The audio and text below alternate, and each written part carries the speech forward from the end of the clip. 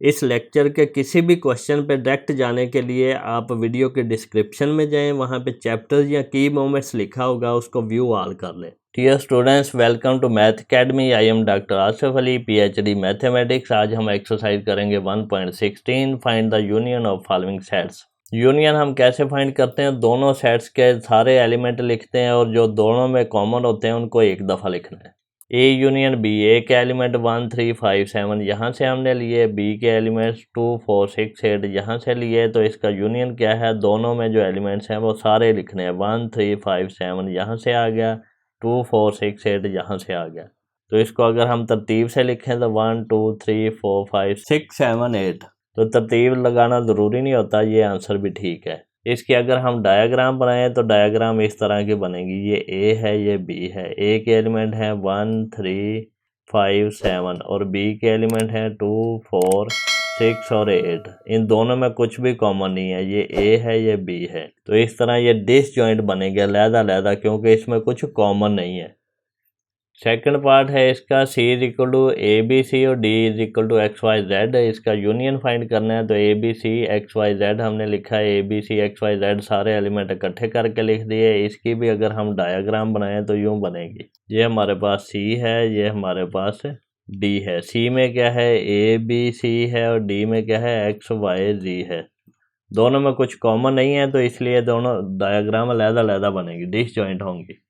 Third part है हमारे पास E is equal to 3 6 9 12 और F इज इक्वल टू 4 8 12। अब यहाँ पे देखें E और F, हमने E का एलिमेंट यूनियन F के एलिमेंट, और हमने यहाँ पे दोनों का यूनियन लिया, तो सारे एलिमेंट लिखने हैं। 3 6 9 12 और 4 8 12 दोनों में कॉमन है, तो इसको हम एक दफ़ा लिखेंगे। तो यहाँ फिर तरतीब देना चाहें तो इस तरह लिख लें। दोनों ही आंसर ठीक है। अब इसकी डायग्राम कैसे बनेगी? इसकी डायग्राम इस तरह बनेगी। यहाँ पे एलिमेंट 12 दोनों में कॉमन है, और इसमें क्या है? 3 6 9 और इसमें क्या है? 4 8 और 12 दोनों में ही कॉमन है। तो दोनों में कॉमन है तो एक दफ़ा ही लिखा जाएगा यूनियन में। ये हमारे पास E है और ये F है।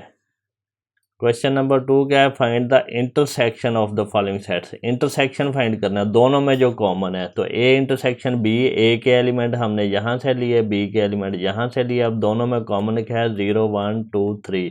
0 इसमें +1 कॉमन है, इसमें +2, इसमें +3 और माइनस वाले कॉमन नहीं है, तो वो हमने यहाँ पे लिख दिए 0 1 2 3। अब यहाँ पे देखें ये इसकी वेन डायग्राम कैसी बनेगी। ये हमारे पास ए है और ए के अंदर क्या है? 0 1 2 3, ये तो हैं ही हैं, और ए इसके अलावा हमारे पास -1 -2 और -3 यहाँ पे है। तो ये बी जो है वो ए के अंदर है, तो इसका इंटरसेक्शन पार्ट कौन सा है? ये वाला जो दोनों में कॉमन है, तो वो बी के एलिमेंट है।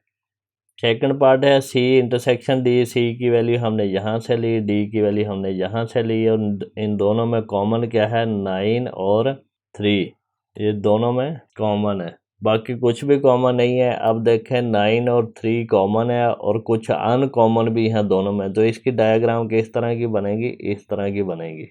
ये C है, ये D है। C के एलिमेंट क्या हैं? 6 और 12 यहाँ पे हैं। 3 और 9 दोनों में कॉमन है, दोनों तरफ हैं। 1 5 और 7 यहाँ पे है। तो ये इस तरह की डायग्राम बनेगी। इसको कहते हैं ओवरलैपिंग, क्योंकि दोनों एक दूसरे पे ओवरलैप कर रही हैं। Overlapping Venn diagram.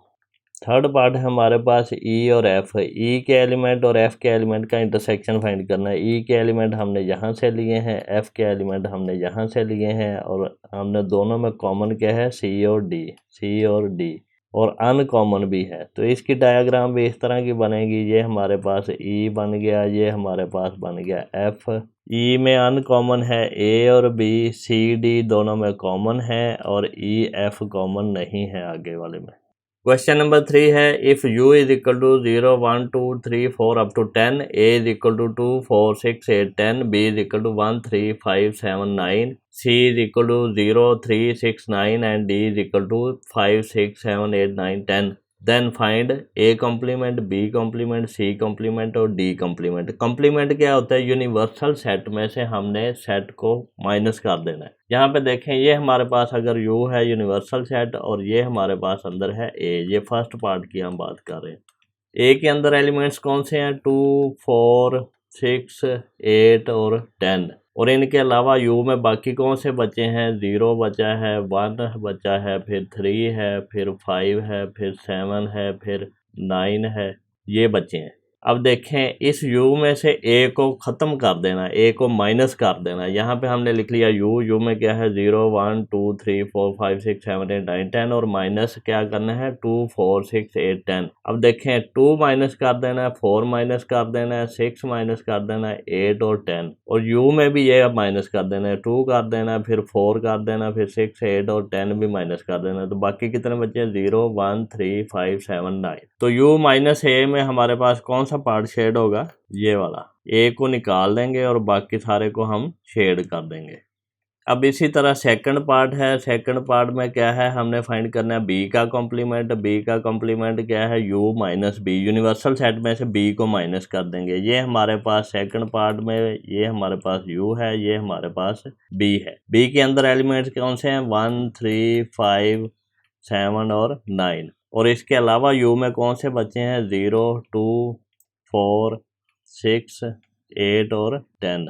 यहाँ पे देखें u में से हमने b के एलिमेंट माइनस कर देने हैं। यहाँ से हमने 1 माइनस करना है, 3 करना है, 5 करना है, 7 करना है, 9 करना है। तो बाकी कौन से बचे हैं 0 2 4 6 8 और 10। तो अगर हम इसको शेड करना चाहें तो ये हमारे पास u शेड होगा और b शेड नहीं होगा।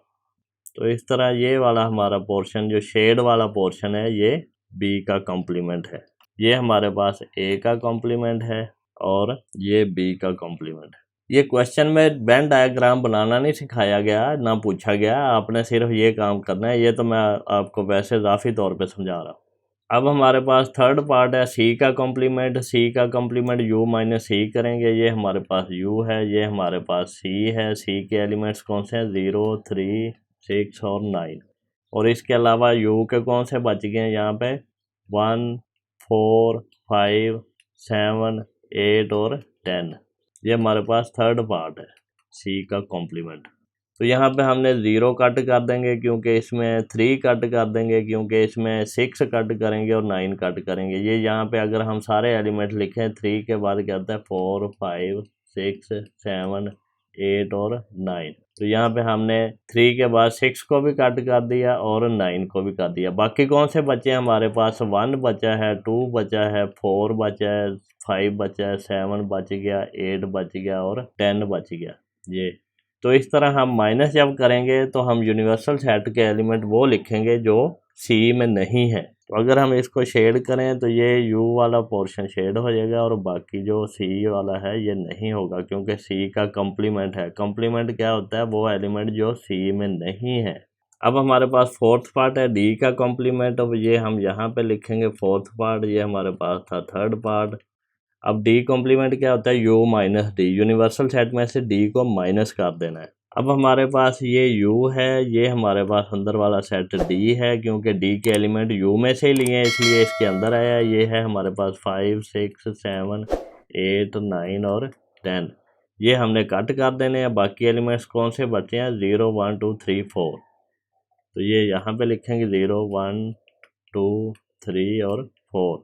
अगर हम इसको शेड करें तो हम u का वो पोर्शन शेड करेंगे जो d का नहीं है, d को छोड़ देंगे और बाकी u को शेड कर देंगे।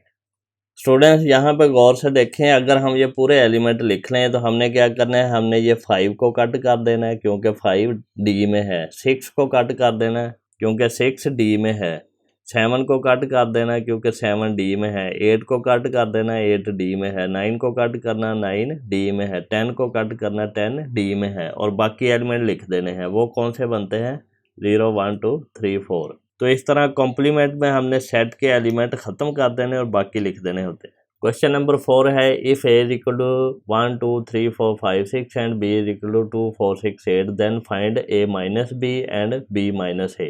अब क्या करेंगे a माइनस b, a के एलिमेंट लिखेंगे b के नहीं लिखेंगे। सिंपल इज डैट के a के लिखने हैं b के नहीं लिखने। यहाँ पे देखें वेन डायग्राम बड़ी मज़े की बनेगी। ये हमारे पास a है, ये b है। a के हमारे पास a और b के कॉमन एलिमेंट पहले लिख लें। कौन से हैं 2 4 6, 2 4 और 6। अनकॉमन कौन से हैं 1 3 5 और b के अनकॉमन कौन से हैं 8। अब देखें हमने वो एलिमेंट कट करने हैं जो बी में है। 2 बी में है, हमने कट कर दिया। फिर हमारे पास 4 बी में है, वो कट कर दिया। फिर हमारे पास 6 बी में है, वो हमने कट कर दिया। अब बाकी एलिमेंट कौन से बचे हैं? एक है 1 बच गया, 3 बच गया और 5 बच गया। ये हमारे पास आ गया a माइनस बी। अब यहाँ पे देखें ये कौन सा पोर्शन है जो शेड होगा। ये हमारे पास ये वाला पोर्शन शेड होगा, इतना। ये पोर्शन हमारे पास क्या है? a माइनस बी है। a में से b को निकाल दिया है। अब हमारे पास क्या है? b माइनस ए। b माइनस ए क्या करना है? b में से a को निकालना है। अब यहाँ पे ये देखें, ये a है, ये b है। b में यहाँ पे 8 आता है, ये 2 4 6 आता है और ये 1 3 5 आता है। अब b में से a को निकालना है, b माइनस ए। बी के वो एलिमेंट लिखने हैं जो ए में नहीं है। अब यहाँ पे देखें, बी हमने लिख लिया, ए लिख लिया और यहाँ पे हमने क्या किया? बी के एलिमेंट वो कट कर दिए जो ए में है। 2 है हमारे पास, 4 है, 4 कट कर दिया। फिर 6 है, 6 कट कर दिया। बाकी हमारे पास क्या बचा? 8। हमने बी के एलिमेंट लिखने होते हैं, ए के नहीं लिखने। तो यहाँ पे अगर हम इसको शेड करें तो ये कौन सा पोर्शन शेड होगा? ये सिर्फ बी का ये वाला पोर्शन शेड होगा जो ए में नहीं है। इसमें कॉमन पोर्शन खत्म हो जाएगा। कॉम्प्लीमेंट में क्या होना है? अगर 2 सेट का कॉम्प्लीमेंट है तो उनका कॉमन पोर्शन जो है, जो इनका इंटरसेक्शन आ रहा है, वो खत्म हो जाएगा। क्वेश्चन नंबर 5 है, verify de Morgan's laws if U is equal 1 2 3 so on 15। अब यहाँ पे देखें, ये बुक में बहुत बड़ी मिस्टेक की है। ये जो हमारे पास सो ऑन है, ये सिर्फ 3 डॉट होते हैं, 1 2 3, और ये इन्होंने एक्स्ट्रा लिख दिए हैं। इसकी ज़रा करेक्शन कर लें। ये हमेशा सो ऑन के लिए 3 डॉट यूज़ करते हैं। Comma A is equal to 1 3 5 7 9 11 13 and B is equal to 2 4 6 8 10 12 14। ये इवन नंबर है, ये ऑड नंबर है और ये सारे नंबर हैं 1 से 15। यूनिवर्सल सेट में वो एलिमेंट होते हैं जो एलिमेंट हम अंडर कंसिडरेशन सेट्स के अंदर लिखते हैं। Verify through Venn diagram, Venn diagram के थ्रू भी इसको वेरीफाई करना है। अब इसमें असल तो उन्होंने वेन डायग्राम से ही वेरीफाई करवाया, लेकिन हम दोनों तरीकों से कर लेते हैं। ए यूनियन बी का कॉम्प्लीमेंट होता है ए कॉम्प्लीमेंट इंटरसेक्शन बी। ये यूनियन है तो ये इंटरसेक्शन में हो जाएगा, ये इंटरसेक्शन है तो ये यूनियन में हो जाएगा जब कॉम्प्लीमेंट दोनों पे अप्लाई होगा। तो ये डी मॉर्गन लॉ, ये वाले 2 लॉज है।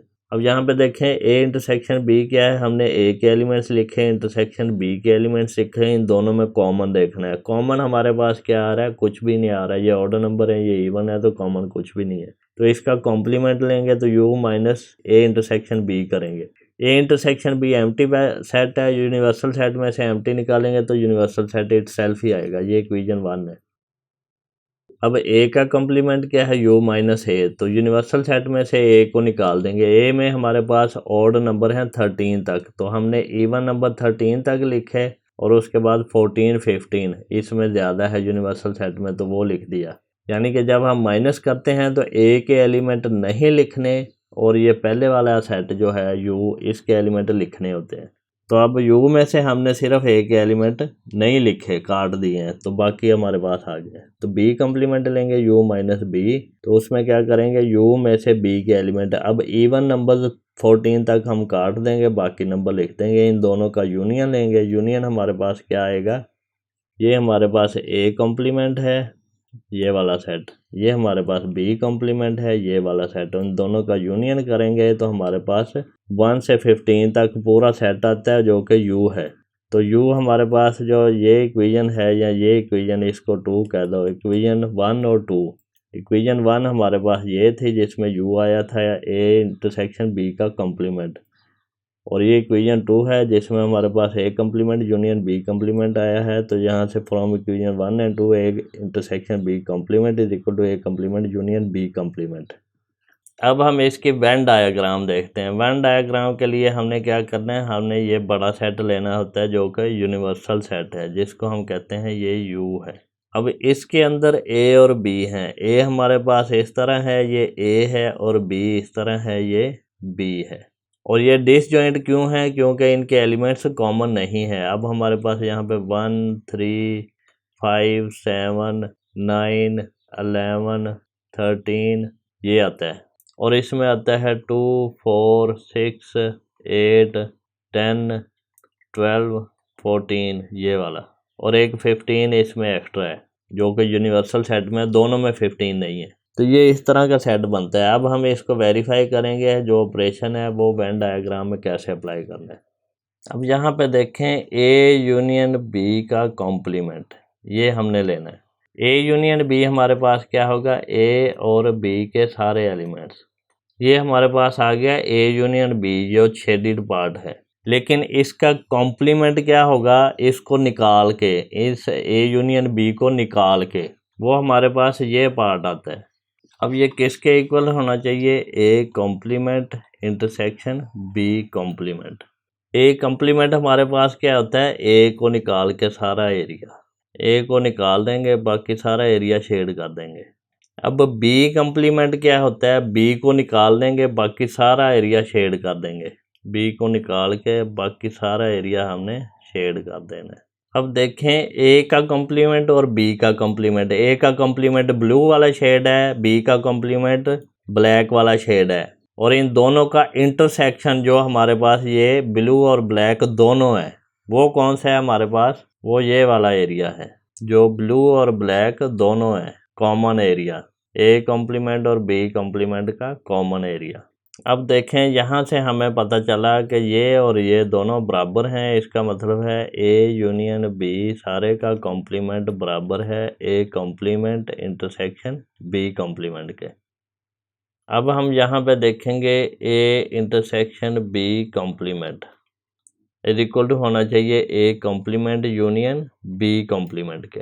ए इंटरसेक्शन बी हमारे पास क्या है, खाली है, उसका कॉम्प्लीमेंट क्या है, पूरे का पूरा यूनिवर्सल सेट यू के बराबर है, तो ये पूरा एरिया शेड होगा।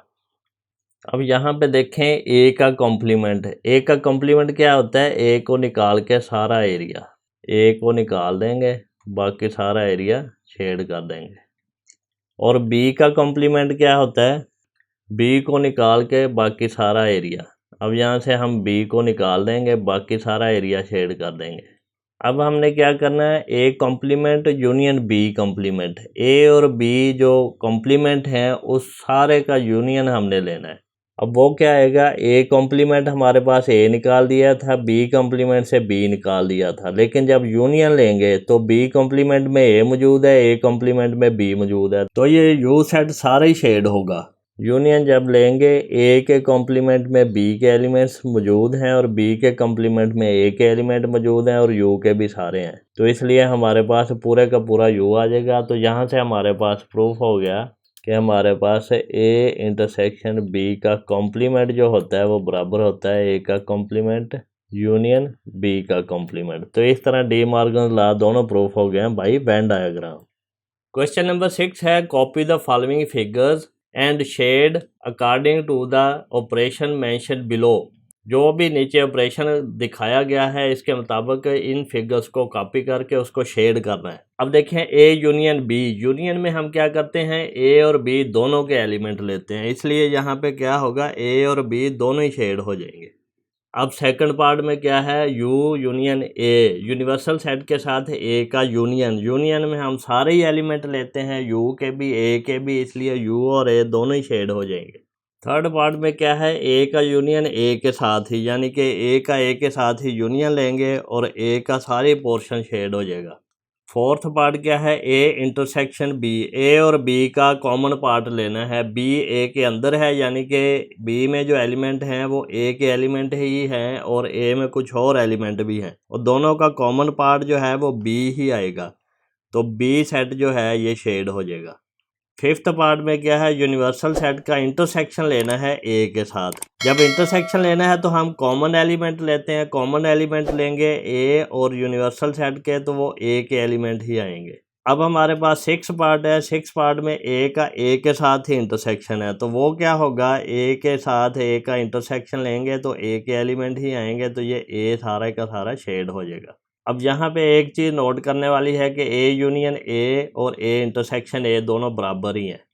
क्वेश्चन नंबर 7 है, ये बड़े इंटरेस्टिंग क्वेश्चन है सेट वाले। 65 कस्टमर्स, टोटल कस्टमर 65 हैं, choose either red colour shirt और ब्लू कलर शर्ट और बोथ। उनमें से या तो लोगों ने रेड कलर शर्ट चूज़ की है या ब्लू की है या दोनों ही की हैं। 65 में वो कस्टमर है जिन्होंने सिर्फ रेड कलर शर्ट ली है या सिर्फ ब्लू कलर शर्ट ली है या दोनों भी ली हैं। आगे देखें, if 34 customers choose red colour, 34 ने रेड कलर चूज़ किया है and 41 customer choose blue colour, और 41 ने ब्लू कलर चूज़ किया है। अब इनमें से कुछ ऐसे भी हैं जिन्होंने दोनों भी चूज़ किए होंगे। How many choose both colours, कितने हैं जिन्होंने दोनों ही कलर चूज़ किए। अब यहाँ पे देखें, हमने ये सेट की फॉर्म में बना लिया, ये रेड कलर है, ये ब्लू कलर है। अब यहाँ पे देखें, रेड कलर कितनों ने चूज़ किया है, 34 कस्टमर्स ने, और ब्लू कलर कितनों ने चूज़ किया है, 41 कस्टमर्स ने, और दोनों कितनों ने किए हैं वो हमने फाइंड करना है।